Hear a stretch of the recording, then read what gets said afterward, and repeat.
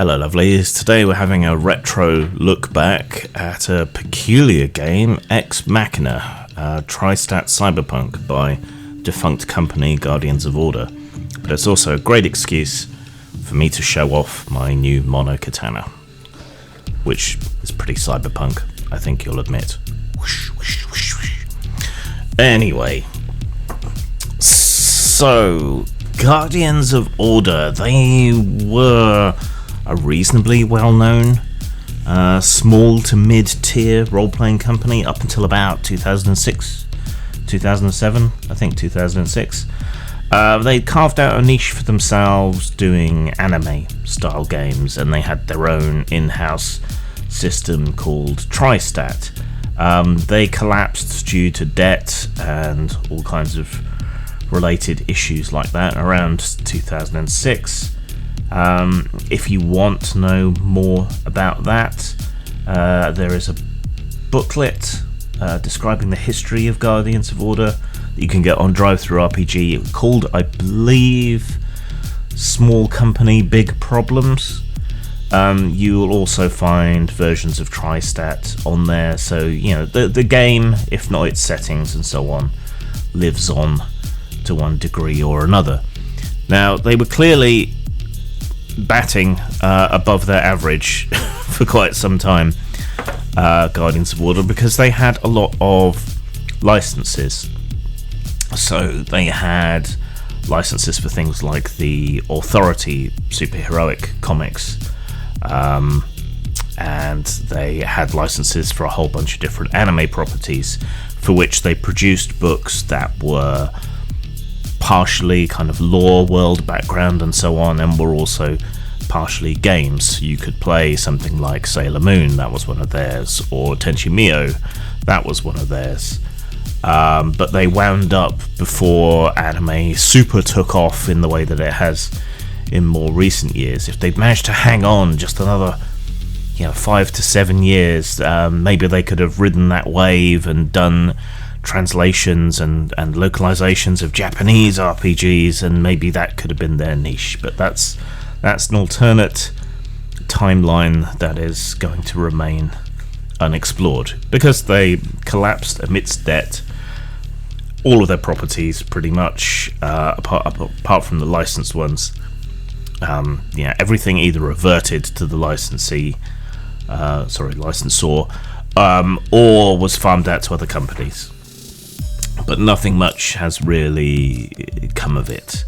They were a Canadian company, and they seem to have run into a bunch of issues the same way that DreamPod 9 did, and share a lot of DNA and so on with DreamPod 9 and the same sort of problems. But DreamPod 9 has managed to limp along. Whether they will continue to limp along or have a comeback or whatever, I don't know. It remains to be seen. But anyway, enter this game, Ex Machina, in 2004, a couple of years before the end. But this is a very odd duck of a book, and perhaps that goes some way towards explaining why Guardians of Order didn't last. Now, at the time, they were producing some quite glossy full-colour books for their anime properties, so having a black and white, somewhat more cheaply papered book perhaps explains that there were already problems at this point.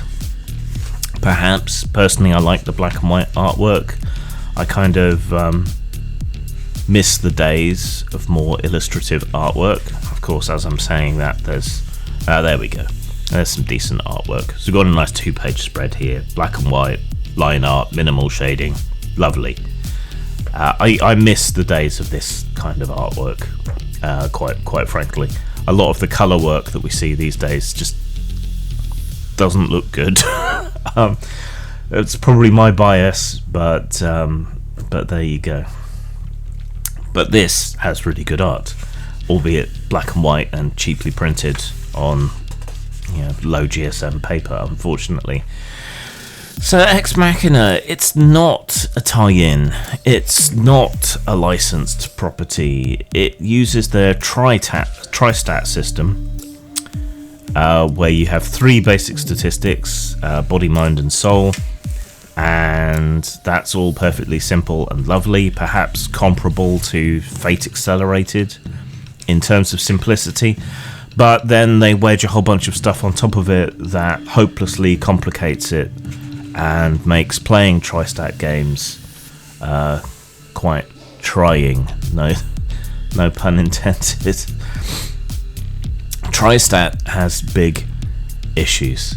It's a generic system, and this is an even more genericized form of the system that was originally designed to model a particular type of anime and to allow you to create anime style games. So it starts from a core of perhaps oversimplification into mind, body and soul, but then screws that initial premise and that initial thrust of the game system over by overcomplicating on top of it with all kinds of different skills, subsystems, special merits and flaws, GURPSification, if you will. And there's some weird design choices in the system as well, like depending on the genre that you're playing in, if you're using the more generic tri-stat system, different skills cost different amounts, not based upon how complex or convoluted or how much training is needed in the skill. So it's not that something like surgery costs more points, it's that skills more useful to the setting in which you're playing cost more. So that's an intrusion of kind of narrative ideas into the baseline system, which is extremely frustrating for people wanting to make effective characters in any tri-stat game. But yeah, that's also present here to a large extent. So we have a system that was created in order to simulate a particular kind of anime being genericized, then refocused as the attempt to make it into an effective cyberpunk system, and then the central premise and idea of the whole thing being a simple core system is then ruined by all the overlays on top of it. It's hard to explain, but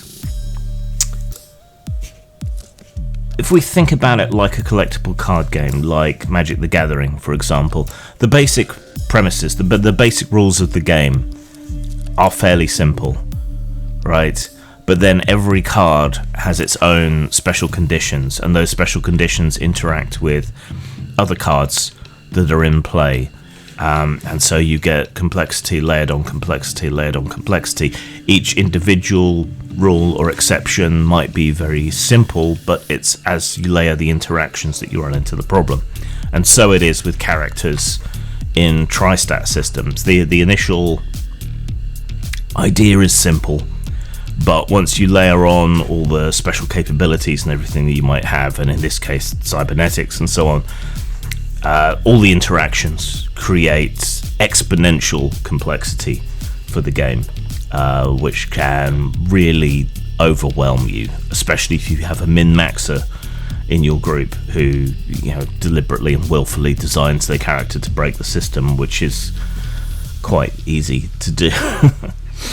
So I've described other games as being schizophrenic. This game is more like multiple personality disorder. There is a set of cyberpunk sub-rules, though it's a complete system really, for cyberpunk games, but then there are multiple settings. It's an anthology book, which is weird and something you don't see very often, and perhaps the collapse of Guardians of Order indicates that it was never a particularly good idea. I don't know. There's approximately 150 pages of rules. The book as a whole is about 350 pages, but it doesn't feel quite as weighty a tome as modern 350 page books, probably due to the lightness of the paper stock. It is full of this excellent black and white artwork from Udon, who I think also did work for DreamPod 9, so there's a bit of crossover there. I cannot fault the artwork. Udon still exists as a studio, but I don't know whether they still hire out to do projects or whether they just produce fan content for people to buy these days. But either way, I very much appreciate their work through here. The rules in here form a sort of bare bones cyberpunk system, though there are tools for creating extra stuff. The rules are somewhat divorced from all of the settings. There are templates for quicker character generation, but it all still has the general issues that plague all TriStack games. You know, big lists of options, exceptions to the rules, oversimplified core. I'm belabouring the point, but I think it's super important to convey. There is a section on technology and gaming, which at the time would have been up to the minute, but now to modernize is delightfully outmoded. This game's version of the mobile phones in Cyberpunk 2020. So, you know, there's advice for using technology, laptops and so on at the table, the internet and play, cyber chat, things like that. It's really an artifact of the early 2000s and somewhat fascinating because of that. After all that, we get into the different settings, and this is where it kind of completely loses me. This is not an idea that I have seen anywhere else.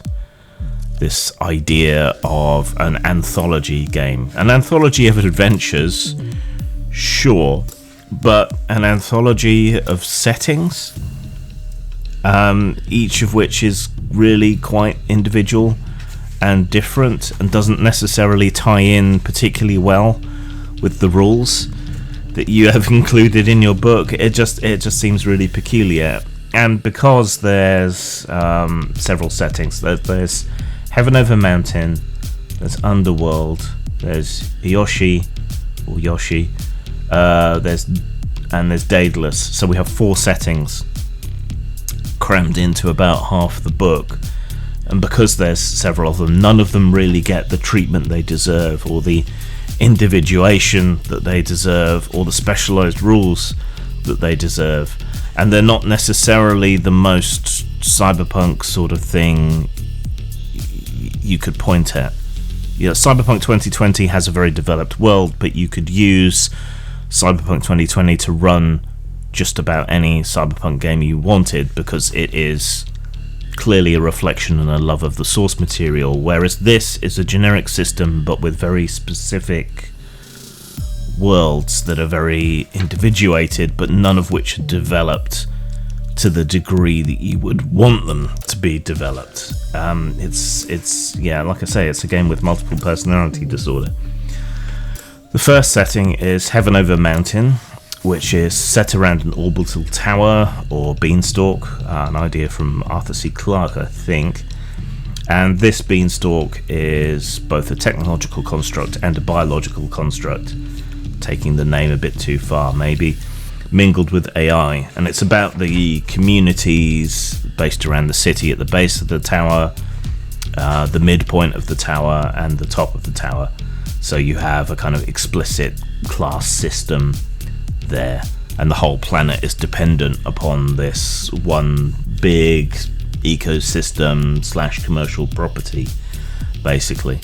It's a little bit hard to see what you would do in such a world, and that's a problem that you really see across all of these settings. They're more like settings for a novelette, or even a novel, rather than a game setting necessarily. They're all interesting in their own way, but it's hard to see where a gang of player characters would really fit into it.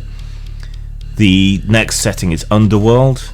Now this is set in prison-like closed communities that are the homes of cheap labour.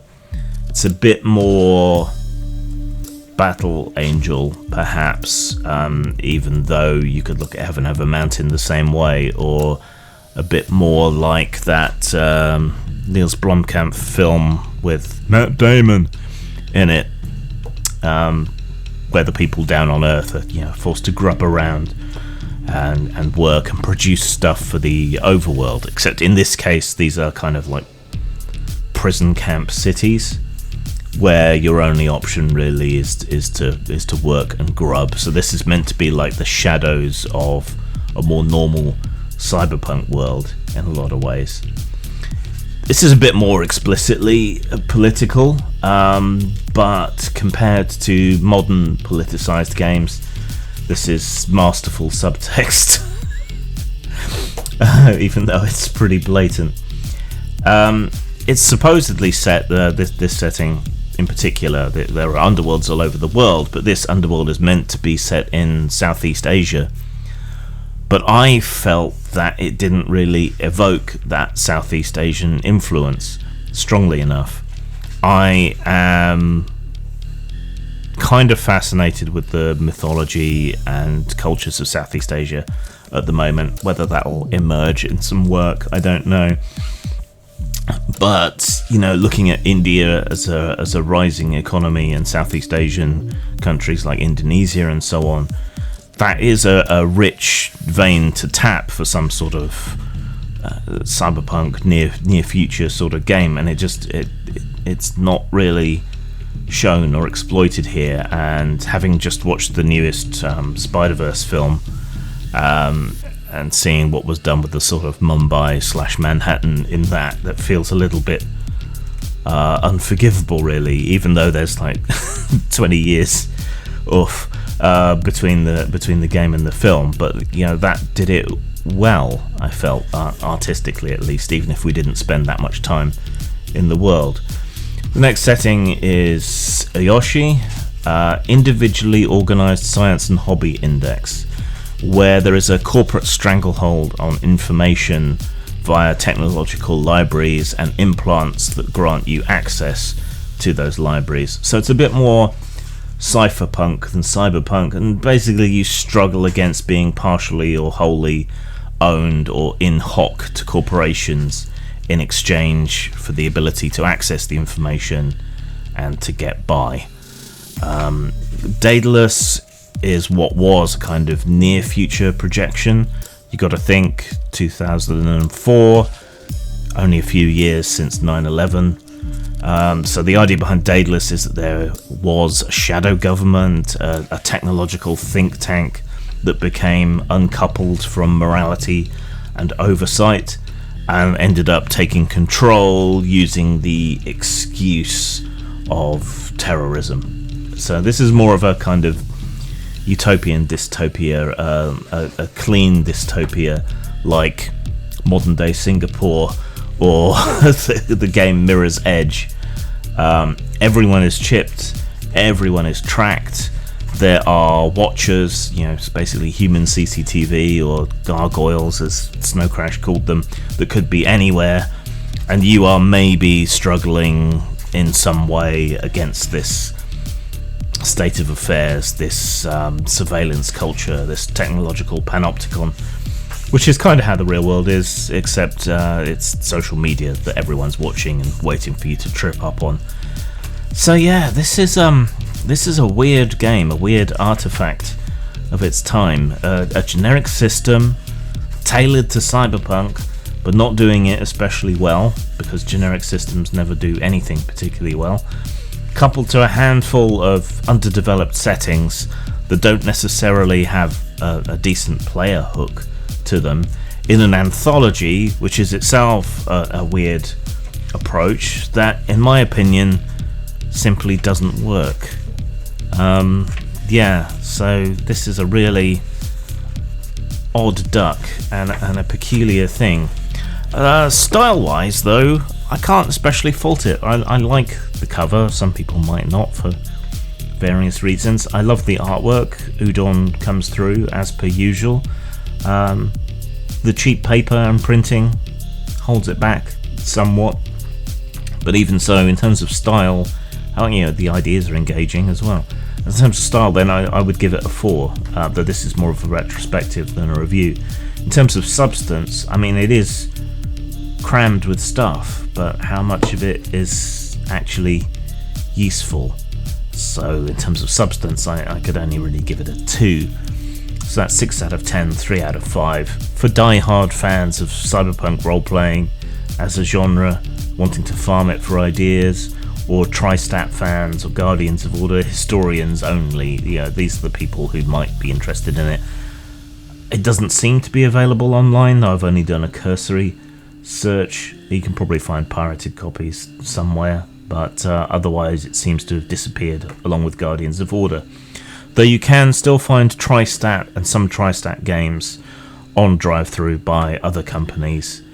But honestly, I can't really recommend those either. Tri-Stat for me just doesn't really work as a system. It has too many drawbacks. But there you go, another oddity from my library.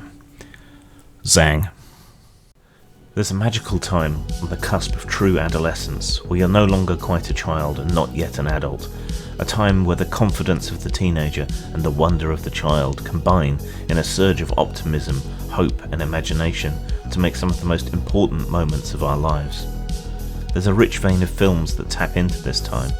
These are the films where the kids save the world, find something fantastical, or solve a problem that the adults can't or wouldn't even believe existed. Some of these are fantastical, some are not. Some are a loving homage to the older versions of the same sorts of stories. If you like The Goonies, Super 8, The Monster Squad, or Explorers, this is a game for you and your kids. Available at post-mort.com and drive-thru-RPG. The